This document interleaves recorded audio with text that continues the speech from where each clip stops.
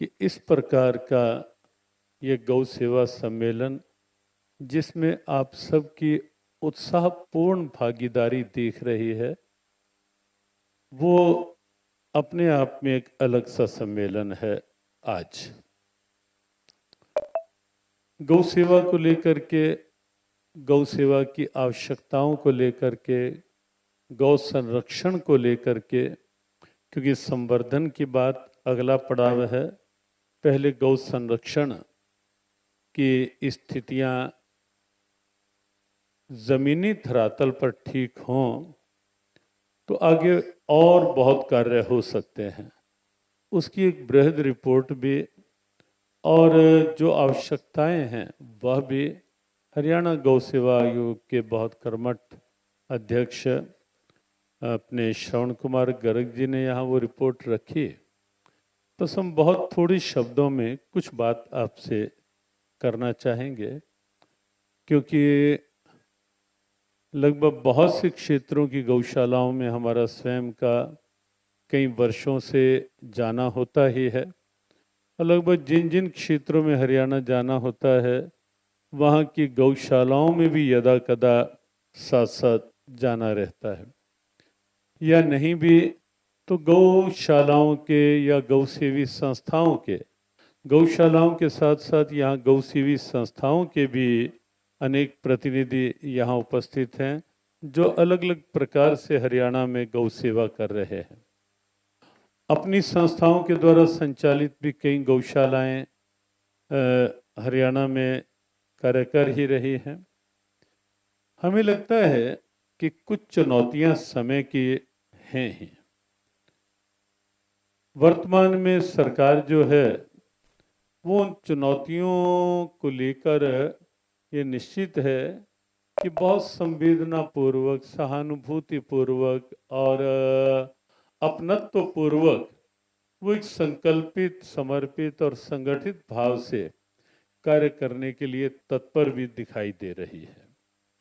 तभी यह सम्मेलन भी हरियाणा सरकार की और मुख्यमंत्री की पहल से यहाँ आयोजित भी हुआ है। जहाँ तक बात गौ माता की है, आस्था है ही हमारी, लेकिन यह भी सत्य है ना कि आस्था के साथ साथ गौ सेवा, और गौ सेवा में भी भारतीय नस्ल का गौवंश जो है वह वर्तमान की आवश्यकता भी है। अनेकों समस्याओं का समाधान है गाय। कोविड के समय पूरे विश्व ने ये स्वीकार भी किया कि भारतीय नस्ल का गौवंश जो है उसका जो पंचगव्य है वर्तमान में कितना उपयोगी है, कितना वैज्ञानिक और व्यवहारिक धरातल पर कितना काम आ रहा है। पूरे विश्व ने इस बात को अनुभव किया। समस्याएं जो गौशालाओं की हैं, हमें लगता है कि गौशाला आवश्यकता है, लेकिन पूरा समाधान गौशालाएं ही दे पाएंगी। ये लगभग सभी वक्ताओं से हमने सुना भी है कि वो संभव भी नहीं है।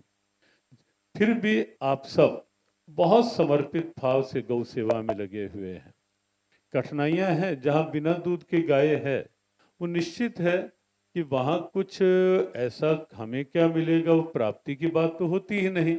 वहां तो केवल नित्य प्रति गाय का कुछ चारा देना है।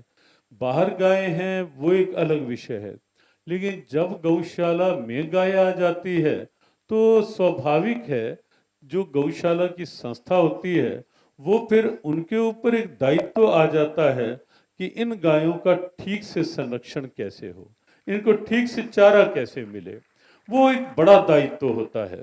हम बिल्कुल आपके धरातल की बात कर रहे हैं, वो एक बड़ा दायित्व होता है।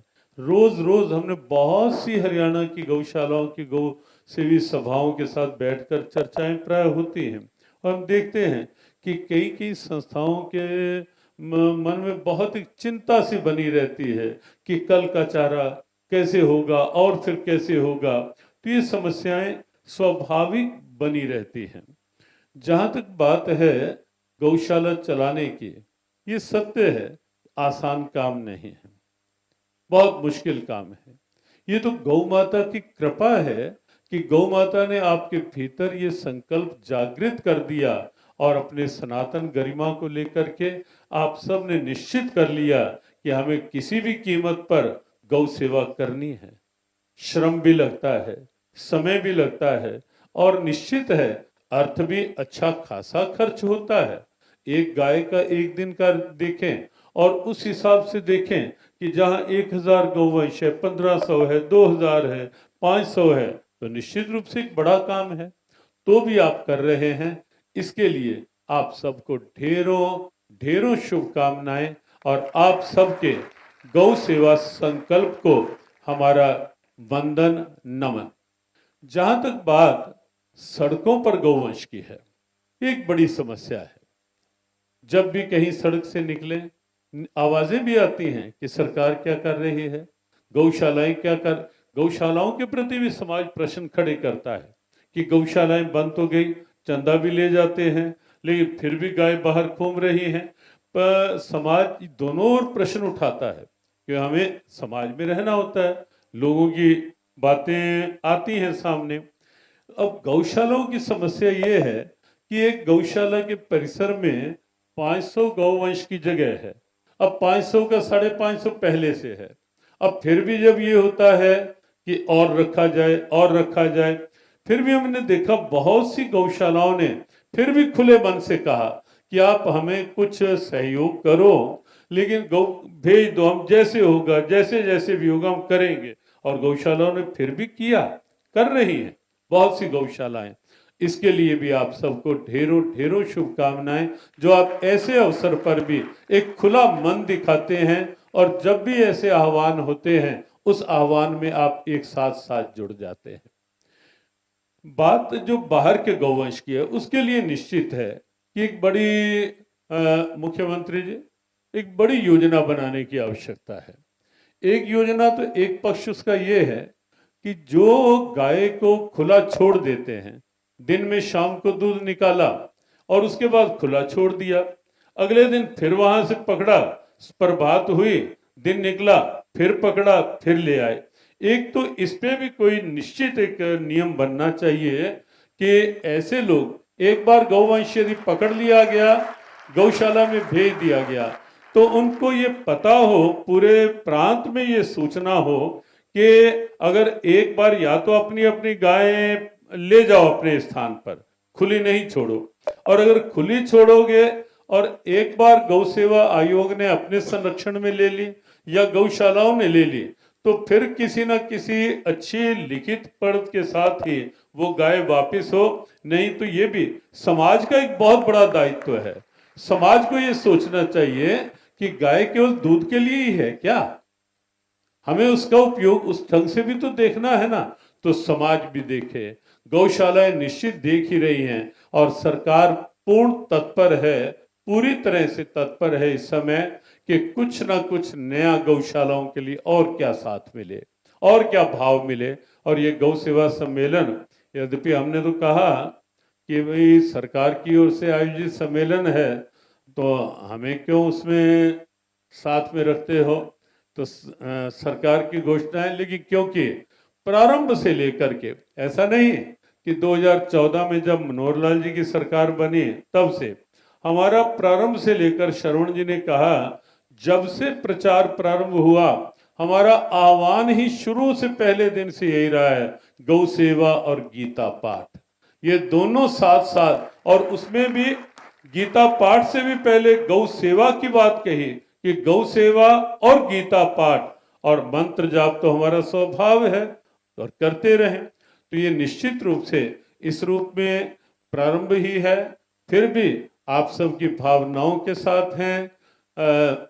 श्रवण गर्ग जी ने जो प्रस्ताव रखा है, हमें पूरा विश्वास है कि मुख्यमंत्री नायब सिंह जी उन्होंने देख भी लिया है और हमें लगता है कि बहुत से प्रस्ताव आज आपके स्वीकार होने जा रहे हैं। अभी हमें नहीं पता कि मुख्यमंत्री जी क्या क्या करेंगे, लेकिन हमें विश्वास है कि आज बहुत से प्रस्ताव आपके स्वीकार होने जा रहे हैं।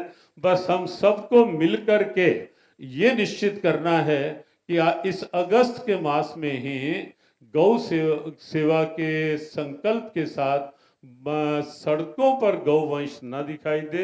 हो सकता है कोई तंगी होगी गौशालाओं में, फिर भी हम सब मिलकर करें, कोई बात नहीं, 10-20 और आ जाएं, स्वागत है। गौ माता की और सेवा का लाभ मिलेगा और सरकार की सद्भावना साथ जुड़ेगी, आप सबका गौ सेवा संकल्प साथ जुड़ेगा। और समाज के लिए हमने कह दिया है कि सरकारी स्तर पर भी एक ऐसा आह्वान हो गौ सेवा आयोग के माध्यम से कि जो भी गाय को खुला छोड़ता है, गौवंश को खुला छोड़ता है या नंदी को भी खुला छोड़ता है, क्योंकि नंदी को लेकर एक बड़ी समस्या बैठती है। गाय तो फिर भी हो जाता है, नंदी को लेकर तो उसके लिए तो एक ही समाधान है। हमने बहुत पहले भी कहा था कि खुला जो क्षेत्र पड़ा है, कोई बहुत जरूरत नहीं उसमें बहुत शेड बनाए जाएं, बहुत सीमेंटेड लेंटर डाले जाएं, सड़क की जगह वृक्षों की छाया में नंदी बैठे, एक खुला केवल एक फेंसिंग कर दी जाए और अंदर कुछ चारे के लिए और पानी की व्यवस्था हो और खुला अंदर उनको किया जाए, तो समाधान खुले रूप में तो उसी से निकलेगा। हमें लगता है कि उसके लिए भी सरकार की तत्परता और आप सबका गौ सेवा संकल्प हरियाणा को प्रांत देश का प्रथम राज्य बनाने में सफल होगा कि जहां गौ वंश जो है सड़कों पर नहीं दिखे, उचित सम्मान उचित स्थान के साथ गौ माता सम्मान पाए। गौ माता हम सबको, हम सबकी भावनाओं को सद्भावनाओं की ओर बढ़ाए और गौ माता फिर से राष्ट्र गौरव को पूरे विश्व गुरु के रूप में आगे बढ़ाने में निश्चित रूप से अपनी कृपा करेगी, जहां हम सबका संकल्प साथ जुड़ेगा। आप सबको ढेरों शुभकामनाएं देते हुए और मुख्यमंत्री जी के संकल्प, पशुपालन मंत्री जी का सद्भाव और सबका यूएलबी मंत्री सुभाष जी और सभी का जो भाव है गौ सेवा के प्रति, सबका भाव मिल, सबके भाव के लिए हमारी हृदय से शुभकामना, मंगल कामना। ओम शांति।